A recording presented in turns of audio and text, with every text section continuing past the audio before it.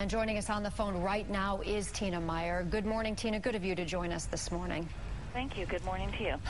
Tina, let me ask you, first of all, this monumental tragedy, how have you and your family chosen to deal with this? You know, I think we have chose to try to make a difference. I think when you're put in this situation, you can make one or two choices. And the choice we decided was to take Megan's story and to spread it, along with the tips to help people and children to understand the devastation that bullying and cyberbullying can truly have. You know, I think, Tina, through the years, we've heard so much about bullying in itself, kind of face-to-face bullying. Doesn't cyberbullying add a whole other element here? Because, you know, face-to-face is one thing, but you've got to have the guts to do it face-to-face. But this whole idea of cyberbullying and social media and all this, you don't have to have any contact with a person while you're doing this bullying, which makes it easier to do for the bad kids, wouldn't you say? Oh, absolutely. You know, I think that while bullying might be something that goes, you know, to a couple of people, now they take it and it goes into the viral world and it goes everywhere. And these children many times feel that it's coming from so many different sides that everybody knows about it. They don't know where to go. They feel isolated. Tina, let me ask you this. Kids can be so cruel. You're speaking to some students in Southfield today. What is your message to them? What are you going to tell them?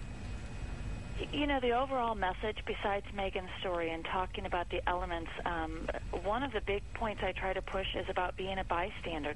When they see the children being bullied in person or they see them being cyberbullied, children have to be empowered to stand up for others.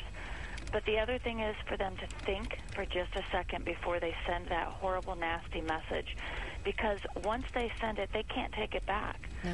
And to get them to understand that once these devastating things happen, they don't want to be in that position, because it's much easier to be on one side. You click the message, you send it, you're done. You walk away from it. You don't have to see what the other person feels. Yeah, so we're really trying to push getting that empathy, getting kids to understand when they say it and when they do these things, it definitely hurts other people on the other side. And Tina, before you go this morning, what about the message to parents? Because as parents, we need to be clued into what our kids are going through. What is your message to parents? I know you'll be addressing them tonight.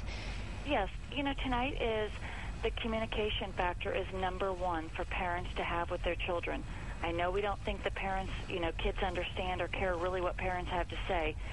You also have to be connected. You have to know who their friends are. You have to know what they're doing online. We give them all of this technology, and then we give it to them without really giving them the rules.